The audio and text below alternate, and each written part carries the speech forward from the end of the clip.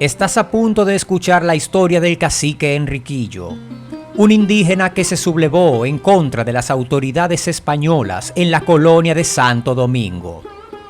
Cuando hayas escuchado su historia, di en la sección de comentarios si realmente Enriquillo se sublevó por la libertad de los indígenas o si se sublevó por intereses personales.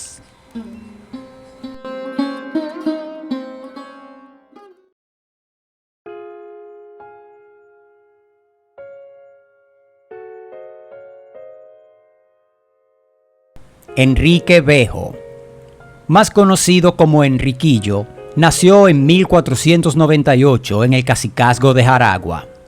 Fue un noble taíno que se alzó en rebelión contra las autoridades españolas de la isla La Española, convirtiéndose en cacique de Bauruco, y tras aceptar la autoridad española se convertiría en cacique de Boyá.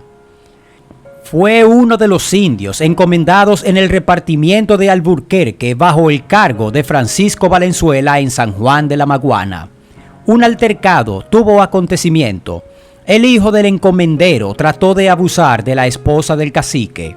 Enriquillo se quejó ante el gobernante de la villa, quien en vez de apoyarle lo encarceló y tras ser liberado trató de conseguir infructuosamente justicia en la Audiencia y Cancillería Real de Santo Domingo. De ese modo, al sentir tanta indignación, Enriquillo en 1519 iniciaría su alzamiento en la Sierra de Bauruco, que perduraría hasta 1533.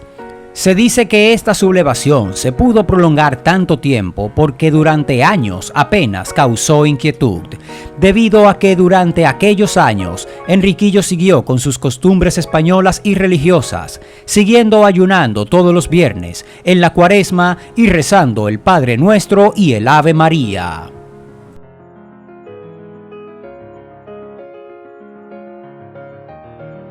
Enriquillo nació a orillas del lago Jaragua, actualmente llamado Lago Enriquillo. Fue educado en un convento por frailes de la orden franciscana. Mostró desde un inicio que sería católico apostólico romano y preservaría la fe.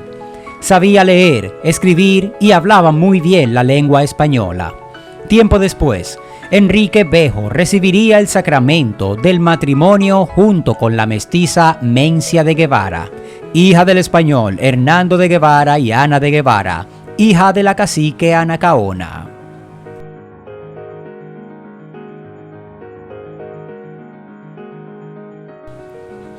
Enriquillo fue encomendado en 1514 a Francisco Valenzuela en la villa de San Juan de la Maguana, para quien trabajaba y de quien recibiría un trato respetuoso.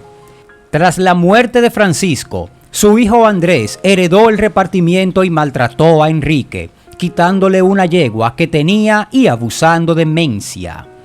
Enrique se quejaría con el teniente del gobernador de San Juan de la Maguana, Pedro Vadillo, que no castigaría lo hecho por Andrés, trataría mal a Enrique y lo apresaría. Vadillo liberaría a Enrique luego de ser amenazado y tras ser liberado se trasladó a la ciudad de Santo Domingo para quejarse ante la Real Audiencia de Santo Domingo. El tribunal proveyó que le fuese hecha justicia, sin embargo, no se cumplió porque Enrique volvió a San Juan de la Maguana remitido por Vadilla y al regresar a la villa fue tratado peor.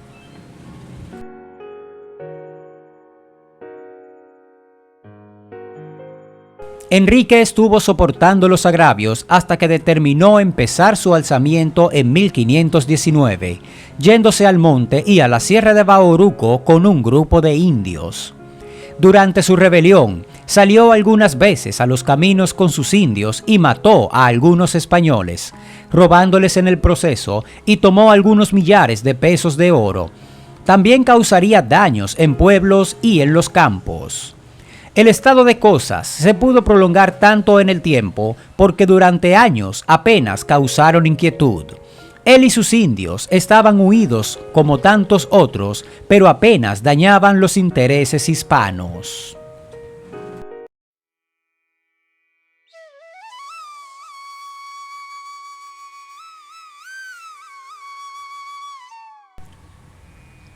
El 4 de julio de 1532, en Medina del Campo, la reina Isabel de Portugal, quien llevaba las riendas de la regencia de los reinos de España e Indias en ausencia de su esposo, el emperador rey Carlos I, viendo las cartas que le llegaban de los oidores de la audiencia de Santo Domingo sobre los daños que habían causado el cacique Enriquillo y sus indios, ordenaría el envío de 200 hombres con el capitán general Francisco de Barrionuevo para que remediara la situación. Se mandaría que se le diese seguro a Enrique y al resto de sus indios que estaban rebelados con él para que se adhieran en obediencia al rey de España. Fuesen perdonados y bien tratados, pero en el caso de que no quisieran estar bajo la obediencia, se les hiciera la guerra, de manera que no faltase el castigo a proporción de sus méritos. El 21 de febrero de 1533, en la capital, llegarían los españoles que pacificarían la rebelión. La audiencia real de Santo Domingo, observando el mandamiento real, quiso saber la opinión de las principales personalidades de la capital y se juntaron para conversar en forma que se debía conseguir la pacificación en Bauruco. Después de haberse consultado, se acordó que el capitán Barrionuevo fuera primero a lograr la paz y de no darse el caso que usaran las armas.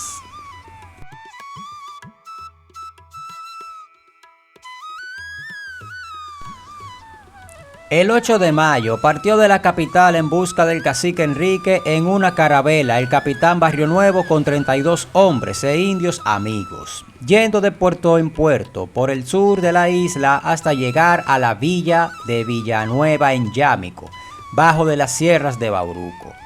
Durarían 2 meses sin tener señales. Sin embargo, un día subió por la costa un río y halló una población de indios despoblada, pero había en torno a ella comida de conucos que no se consintió que se tomase por el capitán Barrionuevo para no alterar, y tras esto, el retorno al mar se acordó enviar guías a las villas de Yaguana.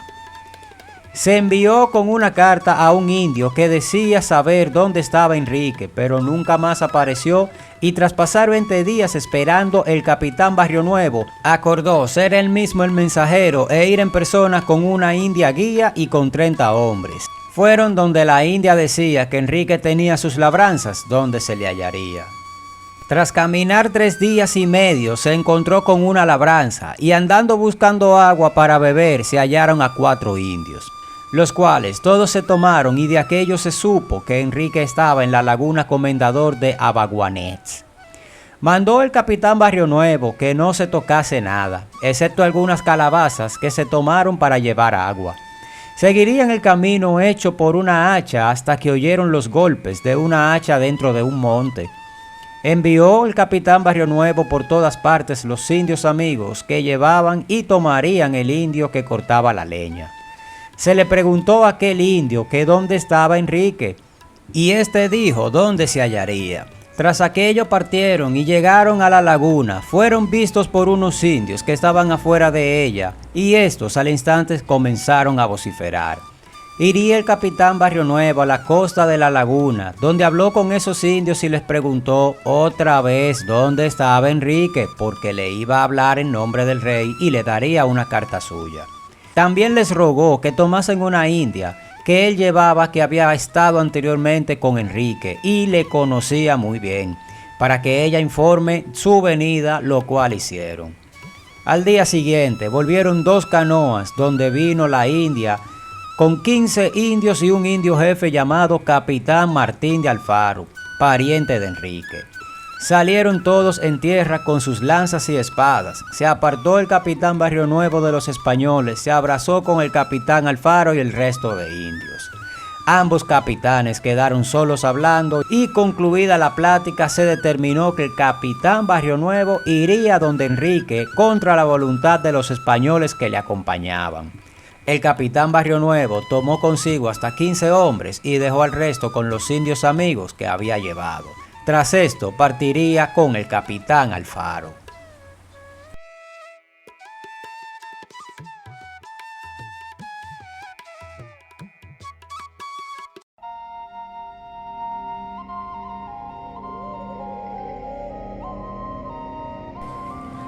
El 4 de agosto le comunicaría el capitán Alfaro al capitán Barrionuevo que fuesen él y su gente.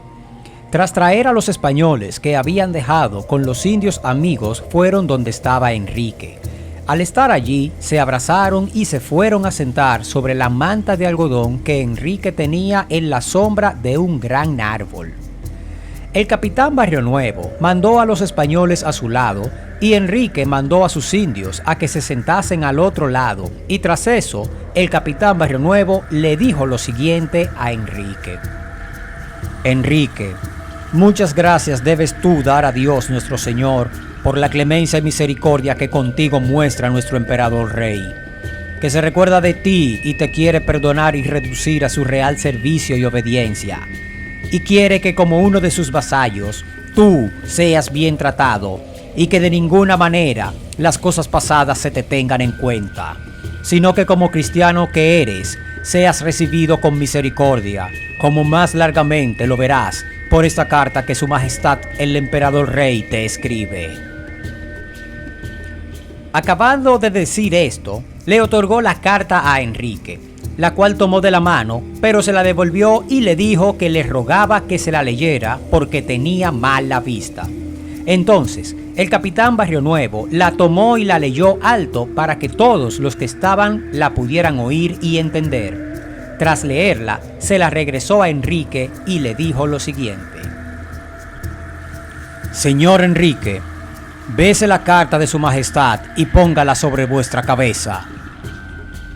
Enrique hizo lo que se le ordenó. Tras esto, el capitán Barrionuevo le entregó otra carta, pero de la Real Audiencia, sellada con el sello real, y le dijo lo siguiente: Enrique, yo vine a esta isla por mandato del emperador rey nuestro señor, con guerreros españoles, para que con ellos y con todos los que hay en esta isla te haga la guerra. Su majestad mandó que de su parte requiera primero la paz, para que vengan a su obediencia y a su real servicio. Y si así lo hicieres, los perdona a todos los errores y las cosas pasadas, como por su real carta ya habéis sabido. Enrique, si amas tu vida y la de los tuyos, elige la paz, y su majestad y yo en su nombre les daremos y otorgaremos la paz para que vivan honrados en la parte que ustedes quieran escoger de esta isla, con vuestra gente y con toda aquella libertad que gozan los otros vasallos cristianos y buenos servidores de su majestad. Así que, pues ya me habéis entendido, ahora dime, ¿cuál es tu decisión? Enrique, quien estuvo muy atento a lo dicho por el español, respondió lo siguiente: Yo no deseaba otra cosa sino la paz, y conozco la misericordia que Dios y el emperador rey nuestro señor me otorgan con esto, y por ello beso sus reales pies y manos. Y si hasta ahora no lo había hecho, había sido a causa de las burlas que me han hecho los cristianos españoles y de la poca verdad que me han guardado, y por esto no me he osado a fiar de ningún hombre en esta isla.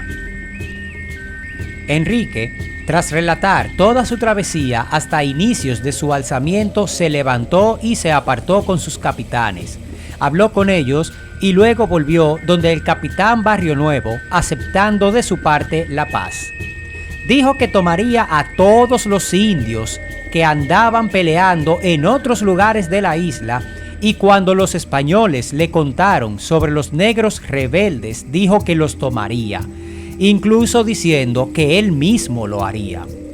De allí en adelante, sus indios le llamaron Don Enrique mi señor, porque vieron que en la carta real se le llamaba de dicha forma. Posteriormente cenarían, se intercambiaron regalos los indios y los españoles, retirándose luego estos últimos a la capital.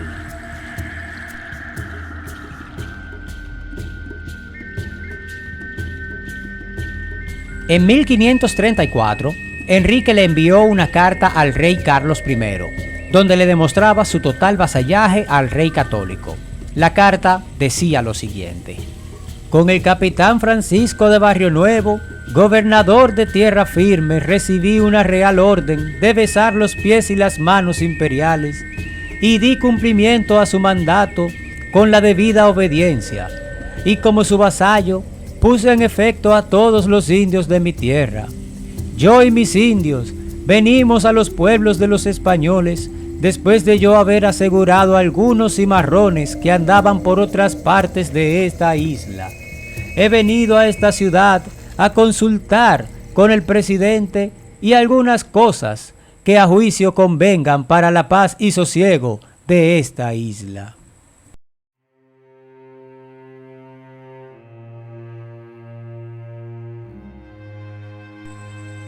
El 27 de septiembre de 1535 murió el cacique Don Enriquillo en Sabanabuey, actual provincia Peravia en la República Dominicana. El escribano de la audiencia, Diego Caballero, le daba la noticia de la muerte de Enrique al emperador Carlos I de la siguiente manera. Gran emperador, el cacique Don Enrique falleció. Murió como buen cristiano, habiendo recibido los sacramentos, y se hizo traer a enterrar a un pueblo de esta isla que se llama Villa de Agua. Hizo testamento y mandó que su mujer Doña Mencia y un primo suyo que se decía Capitán Martín de Alfaro fuesen caciques en su lugar.